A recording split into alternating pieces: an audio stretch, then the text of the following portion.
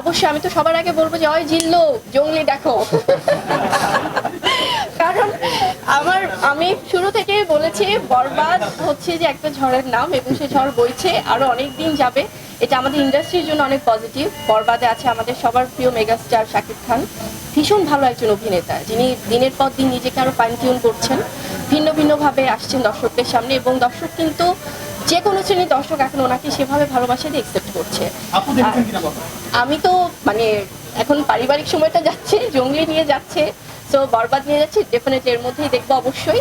আর বরবাদের গল্পটা আমি তো জানি যে খুবই ভালো হয়েছে এবং এটা যেহেতু বিগ বাজেটের সিনেমা এবং এটা আমাদের সাপোর্ট করা সবার উচিত, দর্শকদের হোক বা আমাদের ইন্ডাস্ট্রির হোক।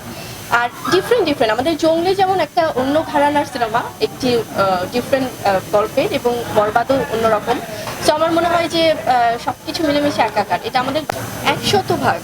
কারণ আপনি যেটি বলছিলেন যে বরবাদ এই সিনেমাটি, তো আমি অনেক আগে থেকেই বলছিলাম যেহেতু আমি গল্পটা জানতাম, বা সবকিছু মিলে এটি ডিফারেন্ট লেভেলের একটা ঝড় আসলে দর্শকদের মাঝে। আর সাকিবিয়ান্স যারা আছেন, যারা আমাদের প্রিয় নায়ক শাকিব খানের যারা ভক্তকুল, এত বড় একটা ফ্যান বেস, তারা কিন্তু শুরু থেকেই ভীষণ পজিটিভ। তারা জঙ্গলিকে যেভাবে আপন করে নিয়েছে, এবং এটাই তো আসলে হওয়া উচিত। সব নায়ক নায়িকাদের ফ্যানরা সবার সিনেমা দেখুক, এটাই আমরা চাই। আর যারা বুবলি ফ্যান্স বা সিয়াম ফ্যান্স বা যারা জঙ্গলির ভক্ত, তারা আবার বরবাদ দেখছে, বা যারা নিশু ভাইয়ের ফ্যানরা আছেন, দাগির যারা ফ্যান, তারা আবার অন্য সিনেমাগুলো দেখছে। সো আমার মনে হয় মিলেমিশে মেনটেন করতে হয়েছে। তেমনি দিলারা জামান ম্যাম, সেই একদম আমাদের সবচেয়ে সিনিয়র সিটিজেন যারা, বা মানে সিনিয়র আর্টিস্ট, ওনাকেও খুব সুন্দর করে মেনটেন করতে, মানে ম্যানেজ করা আছে না যে এত সিনিয়র একজন শিল্পী। সো এটা কিন্তু খুবই ডিফিকাল্ট ছিল, এবং আমাদের অভিভাবক আমাদের এত সুন্দর করে যে ডিস্ট্রিবিউশনের দায়িত্বে আছেন এবং আমাদের সবকিছু দেখছেন, পুরো জঙ্গলি টিমটাই আসলে আমার মনে হয় যে এটা তো একটা টিম ওয়ার্ক, একটা সিনেমা তো আসলে টিম ছাড়া পসিবল হয় না।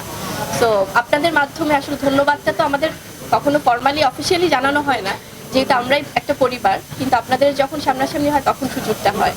So thank you. আমরা যেটা চিন্তা করে গল্পটা প্ল্যানিং করলাম আমরা, তো সেই অনুযায়ী দর্শক সেই কানেক্টটা করতে পেরেছি আমাদের পুরো ফুল টিম।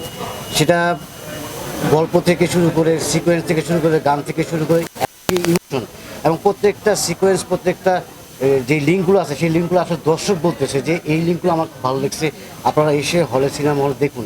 তো এটাই হচ্ছে আমাদের সবচেয়ে বড় পাওনা।